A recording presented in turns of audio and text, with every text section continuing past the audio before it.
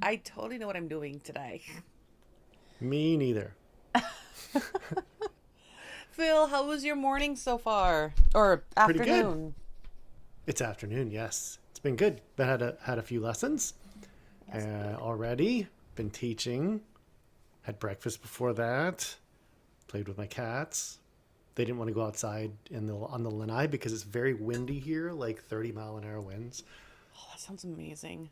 which is nice. I like when we get the 30-mile-an-hour winds because I mean it's like anyone who might listen that's living in like any big city is like 30. Isn't that just every day? like no. No. Yeah. When you don't live in like Atlanta, San Francisco, Chicago, especially, no, 30-mile-an-hour winds aren't like the low end. It's at that it's windy. Yeah. I know it sounds really dumb, but like because when people at least here where I'm at in California, it's just a nice slight breeze, right? A Mm. a gentle wisp of wind. And like, Yeah, oh my this isn't a gosh, it's gentle wisp. windy. So like the tree isn't like bending over, but the leaves are going crazy out there. Um, oh god. They're flying all over the place. Oh, and I have my tea. Wait. Let me here go. To take a drink out of this. Oh, Doesn't say anything on the front. world's most amazing piano teacher, which you are. Oh, does it say that? I am caffeine free as of 1.5 weeks, 2.5 weeks ago. So this is Right. throat coat tea. My only caffeine, I will say, 2 days ago, I did have like a half a cup of green tea because I love my green tea and it has some good stuff for you. Yeah, I love green tea. Mm. But So like today's like, uh, today's a tea day. today's a tea day. Today's a tea day. A real tea. A real tea, I exactly. learned something before we get into this, something I didn't know, and things that I think everyone who likes tea should know. And my family's English that all three kinds of tea, real tea. I don't mean like Lipton or Nestle throat tea. coat tea, which is technically not tea. It's a hot beverage with herbs in it. Tea comes from one plant. That's it. It doesn't matter what kind it is. Did you know that black, green, and white tea are the exact same plant? I My mind was blown. I was watching a show on this and I was like, no, there's no way. You've got to be lying to me. So I had to look it up, of course, because I didn't believe the experts on the TV that were telling me about this. And that most of the tea we drink comes from Africa, not India, number one. And that it all comes from one plant that has like two varieties, but all three kinds can come from it. And black tea is just how much black tea is just more processed. Interesting. And Yeah. yes, guys, I had to Google it up, Yeah, you had to fact because I checking. did.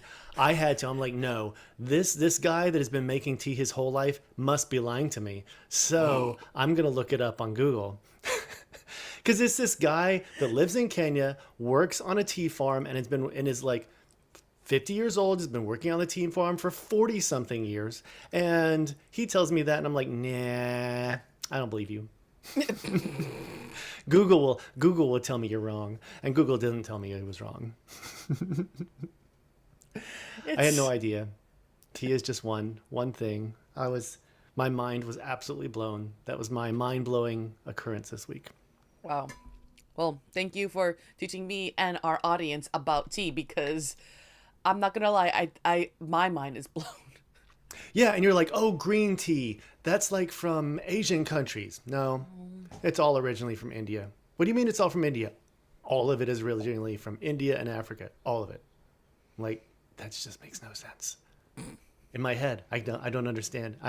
It's like a Mandela effect or something. I don't want to believe it. It's like it can't be true. Somebody tell me otherwise one day. Someone tell me what I want to hear, Yeah, what I and want to that hear. would be the truth. Oh, Oh, there are no tigers in Africa. So it's like I remember when I was a kid and someone taught me that, and I was like, wait, what do you mean there's no tigers in Africa? Tigers are in Asia. That's what I was like, wait, I didn't know that. Little things you learn, even as a kid and as an adult, that you have no idea. So maybe we'll get into some of that kind of thing for everyone here in learning, Yes. or learning and or teaching or both. Both. Most That kind of likely thing. both. Both. I actually wanted to talk about teaching today, Yeah. ironically. Teaching is a good subject.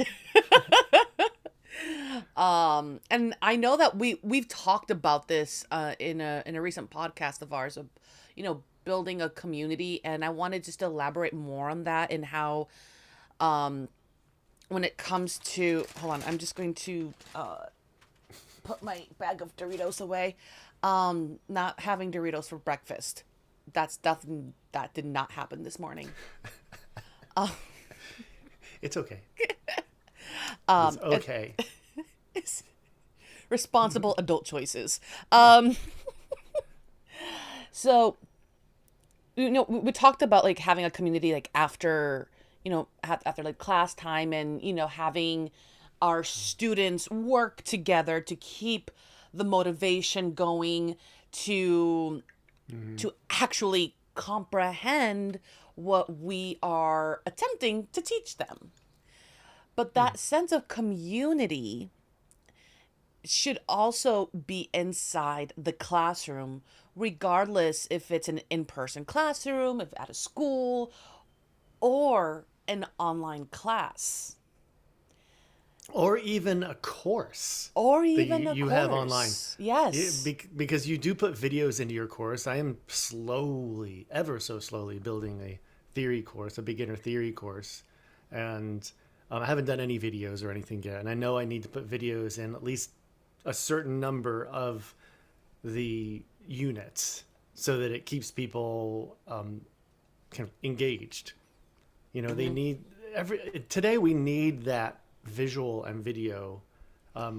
We need something more than just words in front of us.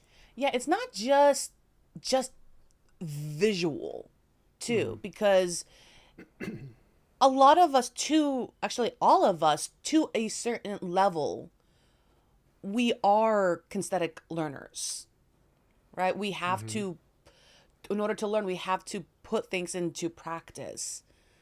And even though, as we talked about in other podcasts, is that there are different learning styles for students, but I truly believe that everyone is a kinesthetic learner at some point. Yeah, everyone needs to practice the things they're trying to learn. Utilize, and whether you're it not gonna be learn it. recall, speaking, I mean, we use kinesthetic learning to learn how to walk, right? We see Yeah. the visual, and then our mom or dad tries to guide us and putting one leg in front of the other and keep falling down and, waiting and to build those muscles up, and ta-da, we know how to walk. Yeah. And that even gets to something I find is very useful, and I have to remind myself all the time, is going back to an old part of the subject that you think, okay, everyone's learned this. Well, how do you know? Let's not test everyone, but it's like if you're in a group class, like if I'm teaching music, okay, who knows what this like symbol is, or who knows what I'm doing here? What is this called? Can anyone tell me? That kind of thing. Just to make sure you're getting back to it. And just the fact that I just started learning German, which is so much more, so much better for me than trying to learn to do Chinese as a second language, because Chinese is a second language for an English speaker. Not so smart unless you're just moving not there. it's not Not a great first choice. I And German, honestly, I love for an German. English speaker, Japanese is probably your easier bet. Yeah, Japanese or Korean, I've told, is like the easier like ones to maybe learn. And Korean especially, because they don't have multiple like ways to write things. They write things one way. It's like, oh, you have to learn this kanji, but then you also have to Learn learn the this. Oh, and other you two writing also- systems that we have. Yeah, you have to learn 3 writing systems. Like, nope, no thanks. Pronunciation might be one of the easiest in the world, but you just messed it up by having three writing systems. But like I'm doing German because it's the closest language to English, the closest major world language to English is going to be German and Dutch are the closest because they're all Germanic languages. English is a Germanic language, so of course, all with their roots in other things. But Like and so it Arabic. has become much easier. Like yeah, German has its roots in Arabic. Arabic has its roots in Hebrew because it all comes from Hebrew. Basically, most Western languages come from Hebrew and Latin, basically Yeah. for the most part.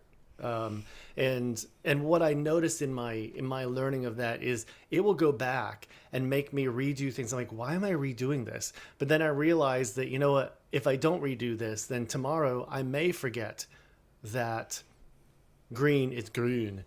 I'm probably not gonna forget that because it's so similar. But you know, like, am I going to remember that?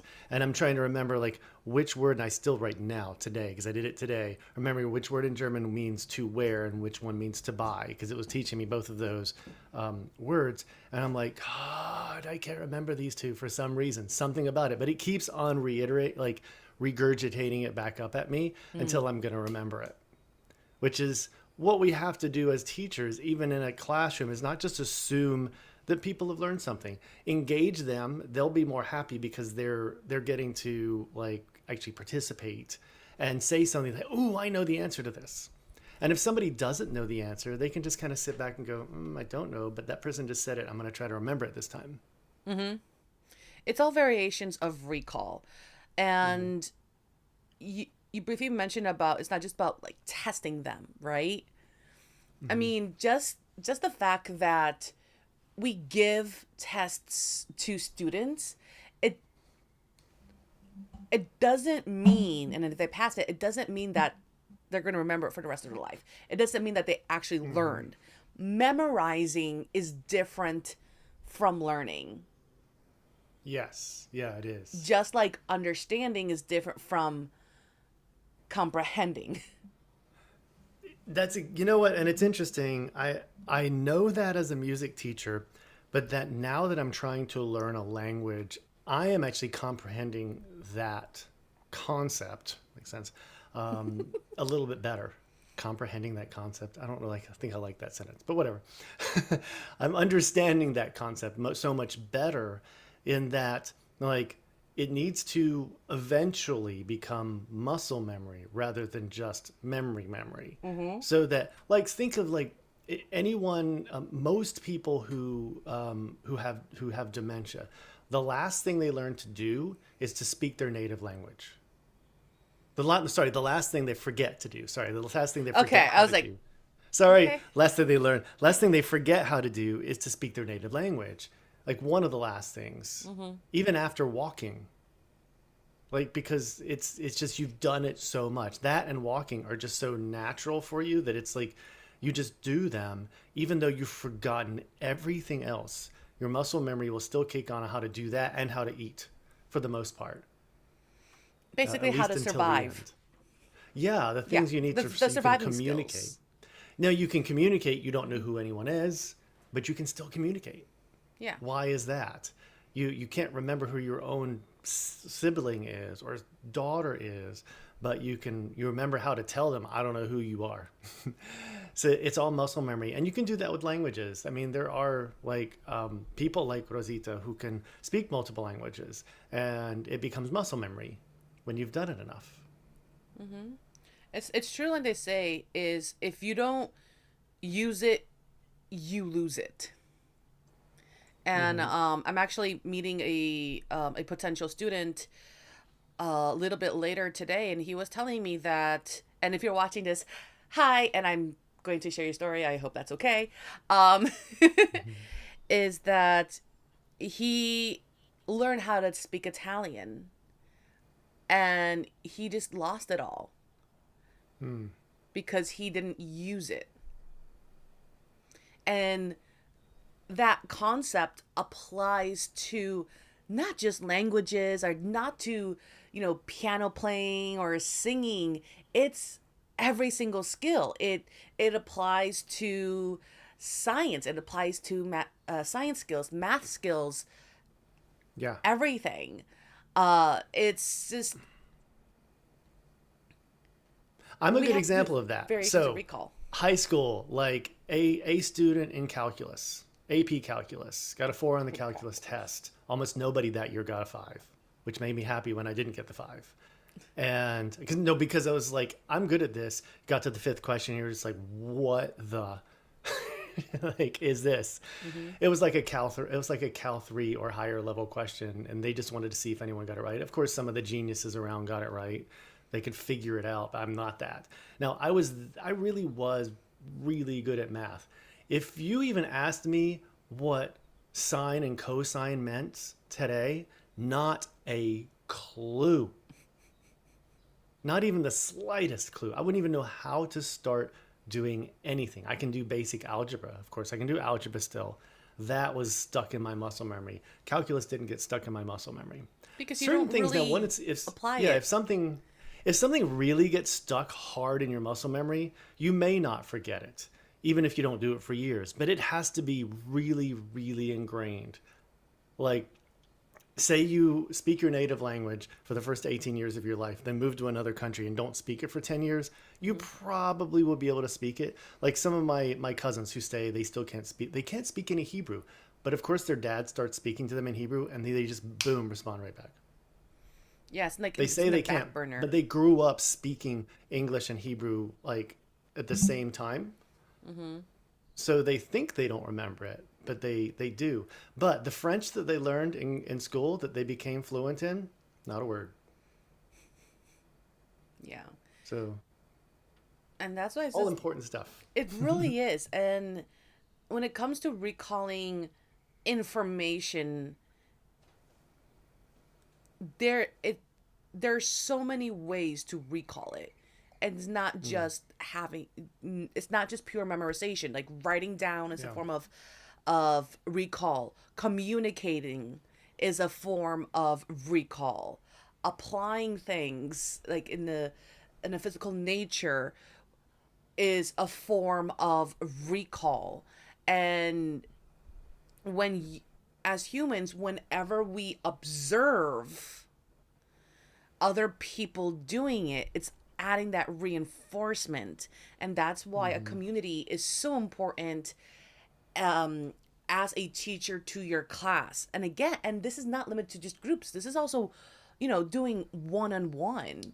And yes, Hmm. you can have a community if it's a one-on-one student, because guess what, there's two people Hmm. involved.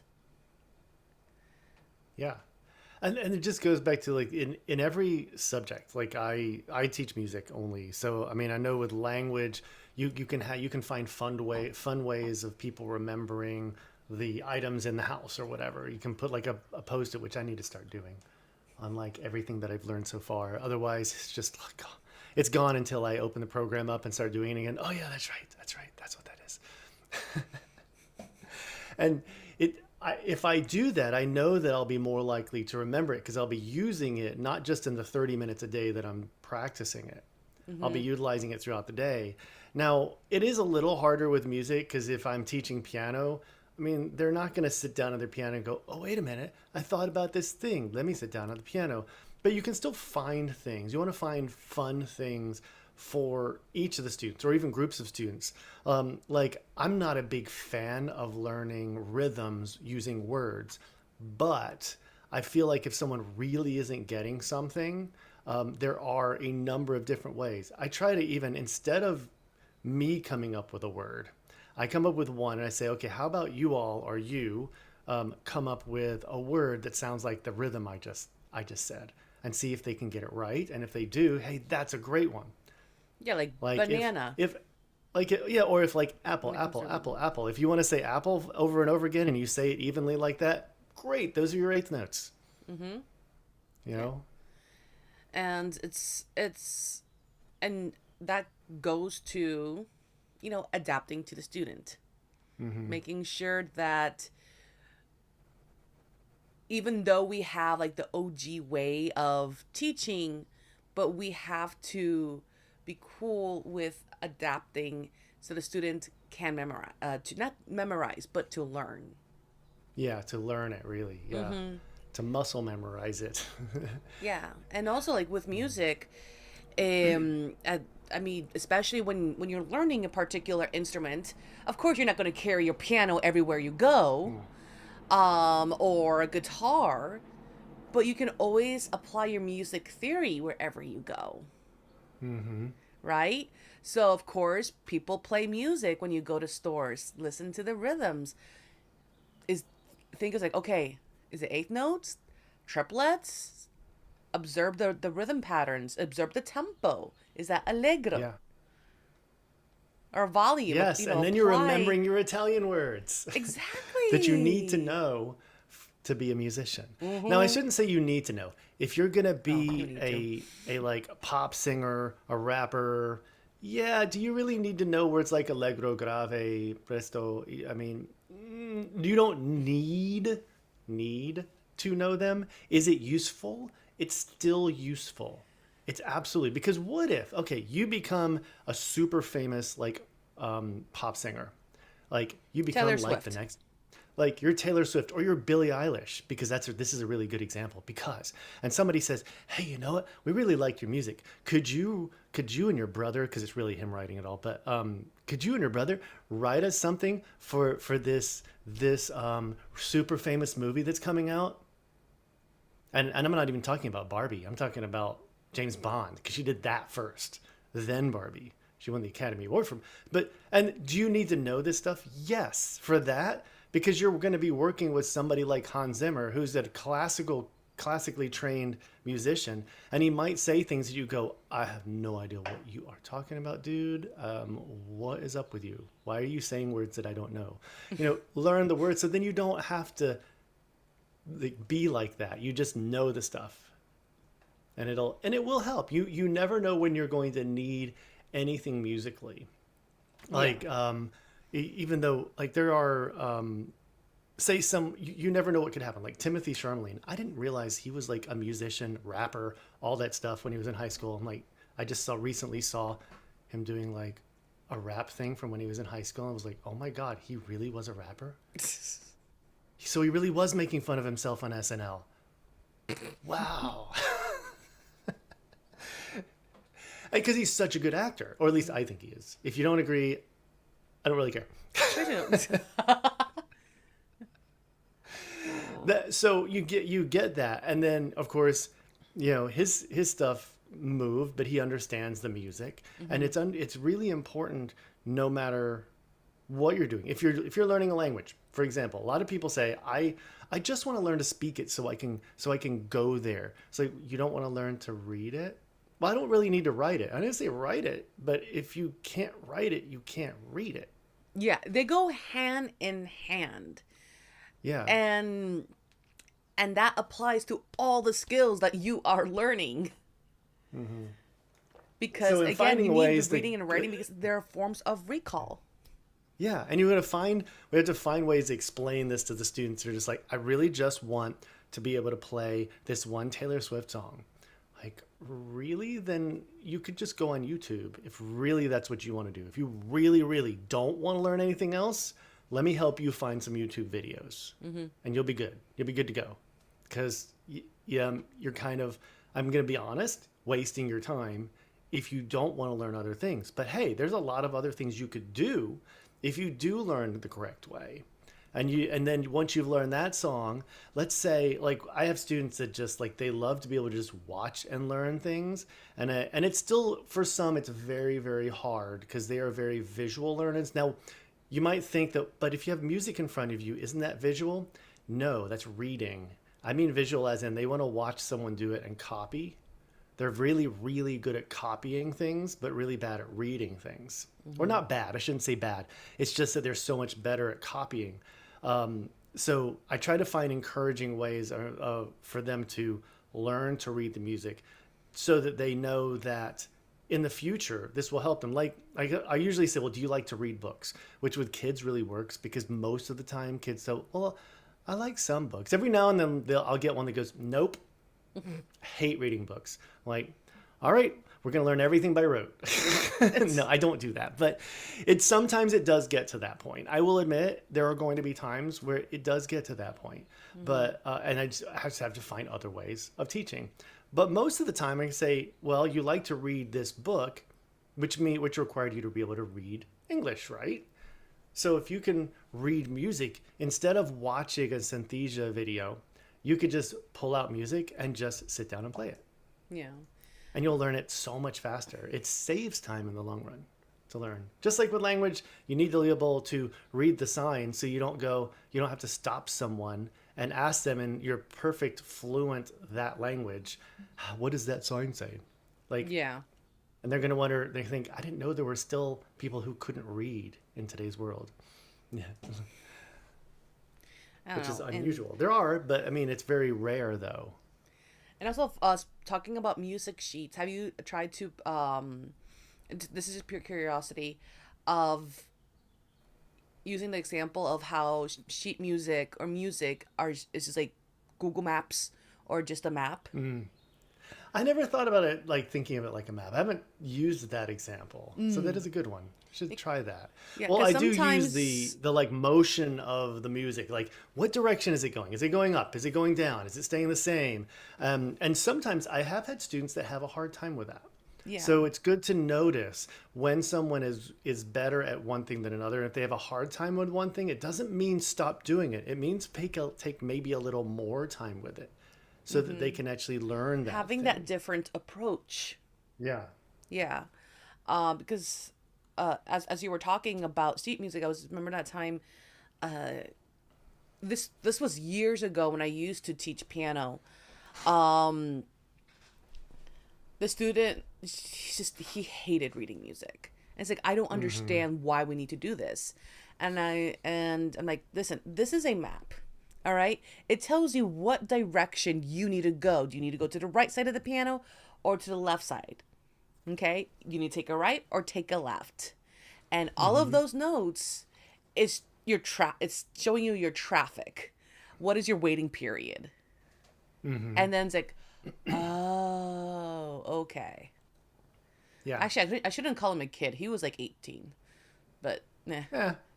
Still close enough. Close enough. The older you get, the more you like. Just kidding. Yes. My great uncle still like thinks of me as like a young adult. I'm like, I'm middle aged. There's no young adult about me. Your personality. It could be that. Your personality. I mean, it might be. You're yeah, young my at heart. personality is sus, right? Just kidding. They don't use that word anymore. Yes, don't use they words do. like sus. That's Oh, an old yes, they do. Well, they try to say that they don't, but then I hear them do it. I'm like, you just use. They'll say, no, we don't say sus anymore because too many adults started using it. I'm like, okay, well, I'm going to keep using it because it's cool. It's like, dude, that's not cool. They don't like it when we use it. No, because like you're too old to use it. It's like we're not allowed to use words like that. We're not allowed to say fire unless there's an actual fire. You can't say that was fire. We're too old to say that was fire. And also, teachers, you have to keep up with your urban game. You want to have the ability to understand. Yeah. When they say, it was creeping up on my DMs, you're like, wait, what were they doing? Who, did somebody hurt you? No. It's like, no, it doesn't mean that. Oh my goodness. Yes. What was it?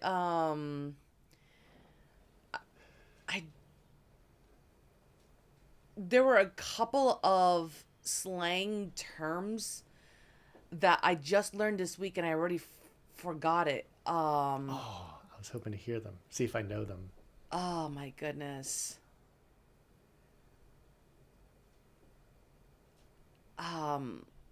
Drip. Drip. I don't know that one. So, to put into context, it's like, oh, her outfit is dripping today. And drip is like... Is it like the old word fat? PHAT? Is it kind of oh like my that? God. You don't even remember the TV. See, you're too No, young it's for the word not. fat. No, no. I remember. Well, I personally did not use fat because I didn't like the word. Uh, No, I thought it was stupid. I didn't use it either. But oh. um, it's like saying like that the outfit is like classy. oh, it's Yeah, true. it's like stylish, Interesting. like yeah, Neat. I classy and learned. stylish. I learned a new English word today. And then okay, no, okay. Have you heard of the phrase? Now, I want you to think about it because And then I have to define it, and then you'll tell me what it really means. it's living rent free inside my head. Living rent free inside my head. Like, how do you know what I'm thinking? Something. No, So it doesn't mean that's what it sounds whenever, like. so I've heard it before, but I don't know that I remember what it means. I can't remember it. so when you say like it's becoming like rent free in your head is like you're obsessed with something and it's always in Oh, your thoughts. Like it's always in your head. okay, that makes sense too. That one So, actually does make sense, at least. Like, unlike words like drip and fire. Oh, fire almost is okay. Drip is a little off, but yeah. fire is all right. I think it's derived from like drip coffee and people, they think it's like, oh, it's very bougie and you're so sophisticated if you're drinking drip coffee. Yeah. Yeah. I don't get it, but sure. I, Oh, and then I hey, was whatever. upset. Okay, when you hear, oh, that person is salty, what what does that mean to you? Salty or salty? Salty. Salty. Well, SALTY. they're kind of like off-putting and a little aggressive. Salty or like, yeah, just that kind of person that's a little out. Oh, what is the word what is the real word? There's a real word in my head and I can't think of it that I feel like it should be, but I'm probably totally wrong. So now apparently it's like to overreact. At least, Oh, yeah. because that's not what it used to mean. So No. that's funny. They're Yeah, so reusing. salty is like when you like, You so don't they get to become reuse. You aggressive don't or get just to reuse mean. words. That's just lazy. Yeah. So, yeah, but now it's like overreacting. I'm like, "No, that's not what salty means in the slang term, in the slang world." See, they're having to make up. Gen Zs are having to make up for the fact that we Gen Xers and Millennials made up all of the little acronyms that we use, that everybody uses, and they're just like, no, we need to stop doing that. So we're gonna come up with our own like awesome words. And some of like, so, I admit it, it's actually kind of cool because we've always done it. We've always had words in Mm-hmm. every generation, and and then other generations don't know what it means, and then they don't want to tell us. But luckily, we have the internets to tell us everything. So, Did you just say the internets? yes, the interwebs. Okay. Hey, I have tech friends that say interwebs. Hey, interwebs, okay, fine. Not Internets. internets. Yeah. Internets, internet is a non-count word. There. But interwebs is like a fake word anyway, so it's okay. Yeah, I get less angry with fake Well, one of words. the reasons I think they use the word web is technically, so the internet is the whole thing that kind of connects everything together. What we are on is the World Wide Web. We are on a smaller piece of the internet called the World Wide Web. So it's whatever it is. And yeah, but that allows us to look up things and find out what it means when people say like ridiculous things. So I heard a lot of them the other day. I was watching through a bunch of Saturday Night Lives, and my favorite was the Timothy Charlemagne's, which I didn't expect. I was just like, huh, he was good in Dune. He was good in Wonka, but is he really funny? Yes, The answer is yes. Watch it. Okay. The answer is absolutely absolutely like phenomenal. Yes. Like so good. Especially when he's on 50 Years of Hip Hop. Yes, white guy on 50 years on as a panelist on 50 years. All you have to just look up Timothy Chalamet 50 Years of Hip Hop and just watch that scene later. Don't watch it now. Yeah, I'm gonna write right now during this podcast. I will Absolutely. send it to you. I will DM it to you. Now, dude, I have such a long list of movies, and so to watch, because as teaching languages, just to keep things engaging and stuff, is I watch a lot of shows and movies, and then say, okay, to work on your active listening or your passive listening, watch this movie but in this language. Yeah, and I need to remember to do that once I've learned enough German because I realized that not just in English, every language has slang. Yep. And so remember for your students, if you're teaching the traditional way to speak X language, that they also need to learn some of the slang that I'm be honest, you as a teacher may not know because you're not living there. Mm-hmm. So it's good to watch new movies. Don't watch like 50-year-old movies. Watch new movies because you may get some of that slang, or you'll at least get better conversational versions of the language. Because please note, guys, whenever you're learning a language, and say that you're taking a class at college, right? A lot of people do not speak in quote unquote grammar speech. When someone talks to you, they're not going to talk to you in the textbook form. Yeah. So how many times have we put prepositions at the end of our sentences today so far? I don't know, but probably a lot of. Yeah. Yeah. Yeah. There is a... Where are we at? No, no, no, no. Phil, no. That's not even I just saying seep that, into that is Rosita's brain incorrect. with my slang. Yeah. That's not So slang. I That's could just... I could go all southern on you. You want me to do that? I'll just use my southern. I'll just talk at you. Dialect the is day. fine, but if you say "where Talk you at at," I am Where going you to at? throw a cyber chancla at your head.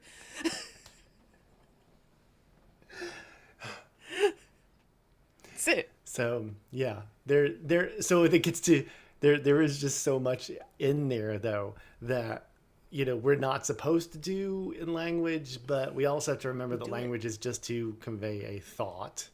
Unfortunately, even though we'd like to sound nice, and I try very hard to speak correctly most of the time. I'll occasionally let something out, but it's usually on purpose. There are slang that's okay, cool, it's fine. But Like the word again, cool. There's a slang using word. prepositions at the end of words, I'm like, really? Where did you go to school? Who allowed you to graduate? Well, That's it's almost no. like what is there? There are a few sentences that we do say, and I cannot, for the life of me, when I'm on here, come up with them that we say that do end that way, and it's just the natural way to do it. And then the correct way to do it just sounds super pretentious. There's going to be those, and those are the ones you just don't. It's better to do it wrong than sound pretentious.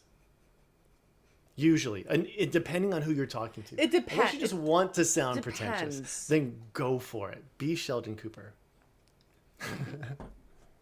I will. Thank you very much.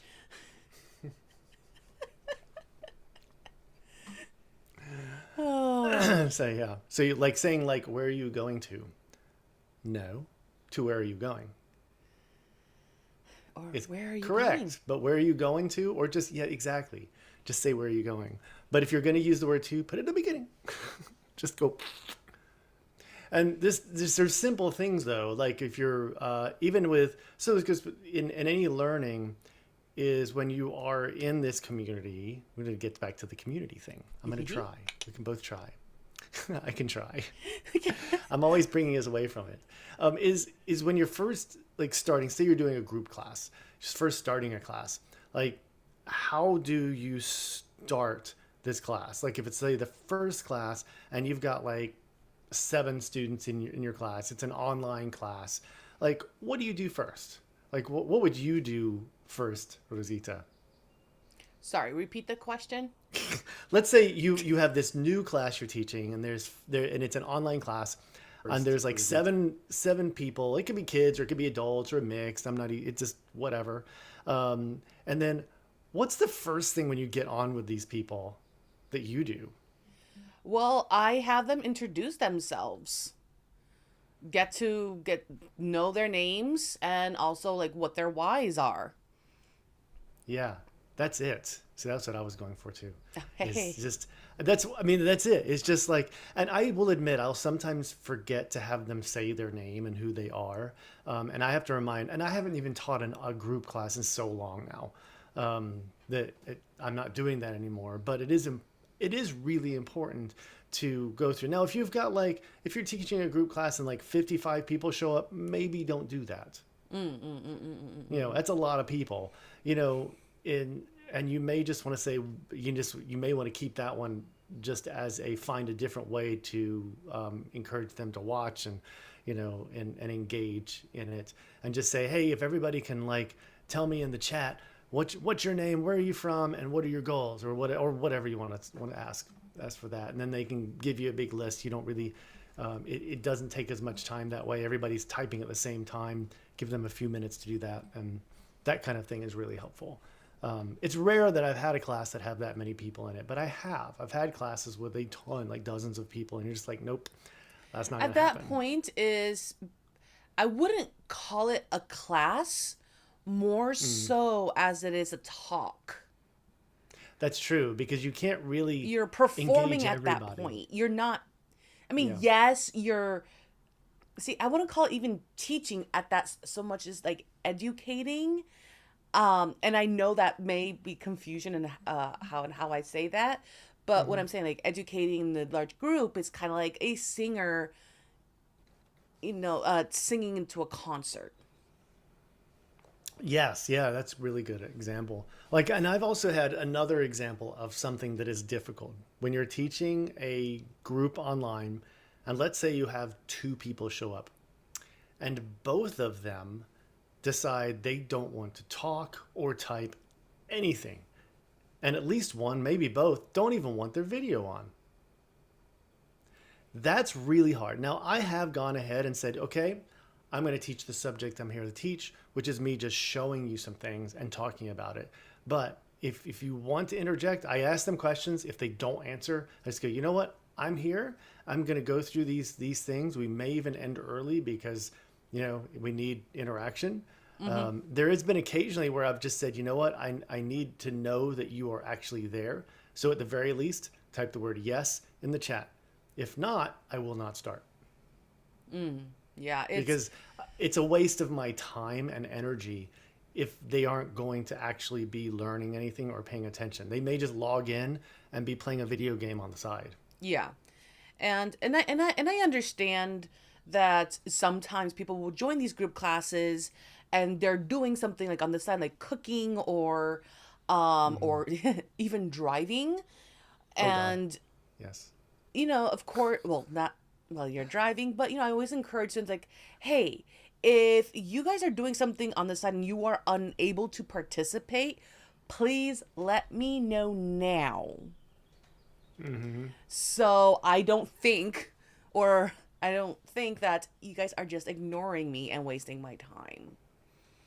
Communication that's true. is important, but at the same time, we all relate. We've all done this. I've done it when I go into a group class. I have too. No video, So- no audio. I'm like, nope. But I'm nope, not playing nobody video gets to know who I games. am. No, I'm not. I'm watching. And my name at that time wasn't Philip when I did it. Yes. So because other Teacher teachers spy, might know by the who way. I He's a am. teacher spy. Yeah, I was a Well, teacher so spy. am I. So I was Actually, too. actually, there was a time when I was a literal teacher spy for take lessons. No, same. Just a little bit. So they would ask me to go into certain people's classes and give my opinions Yeah, about no, it. So, I had to do the same. I had to do the same, yeah. and then students asked me to go to other teachers' Mm, group lessons, and I was like horrified. okay.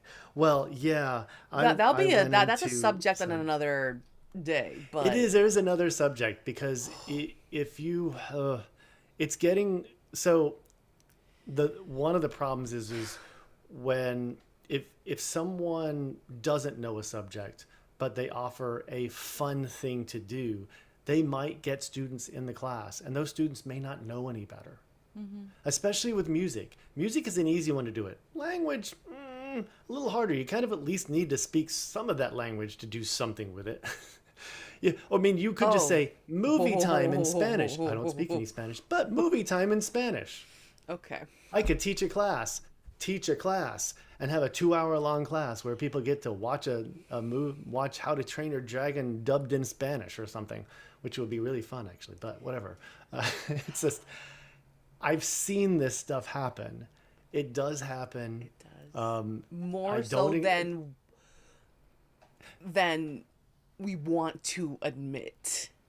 And I've seen, say, people who are experts in one instrument and have a degree in that instrument, but no experience as a singer. So my degrees are in piano and choral, and I have many, many, many years experience in singing, which I feel gives me the right to teach it.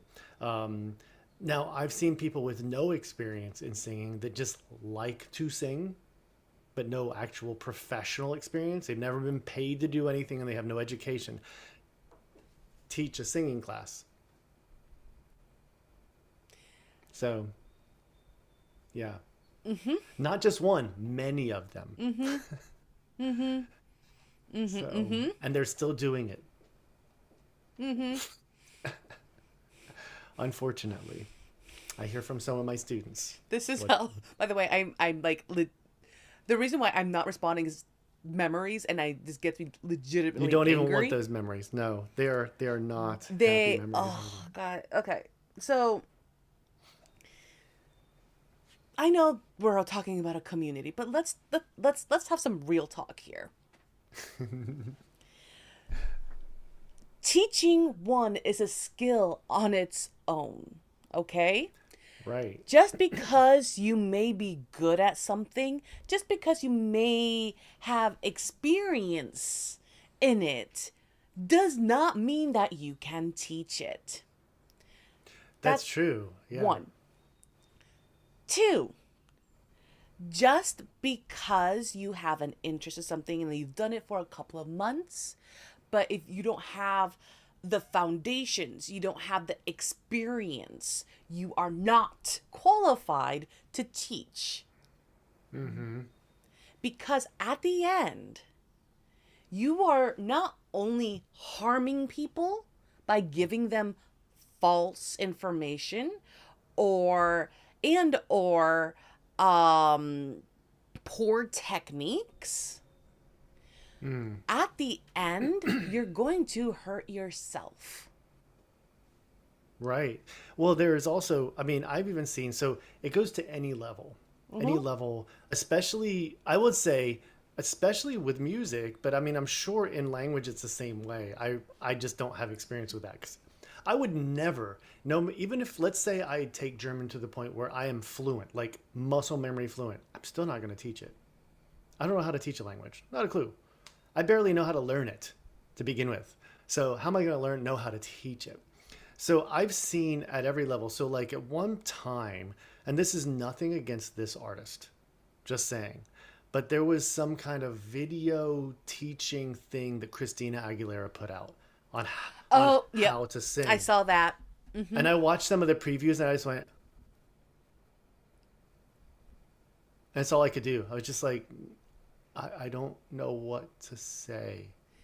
I wish I could see all of this so that I could see how much worse it gets. I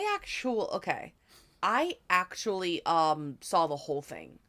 Okay, you did. I did. So I'm hoping it wasn't as bad as the preview made me think it was going to be.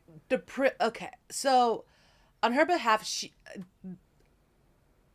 it is a good introductory course to give you like the Okay. fundamentals of Okay. singing. Everything that she said, it was indeed correct. Now, Got it. and Good. there were certain methods of doing something that I personally didn't agree, but that is okay because every teacher can Yeah. choose their own approach, and that might be like the Right. easiest one for her on based on her clientele of who she helps resonates more with. Yeah. But That's good to hear because I remember watching, and I just watched a few things, and one of the things the only thing stuck in my head because it was years ago that I saw that preview was where she tilted her head back to sing a high note, and I was like, yeah. and that's all I did. I was just like, oh God, no, never. Until you are a phenomenal singer and you know every other technique and every single other piece is being done correctly.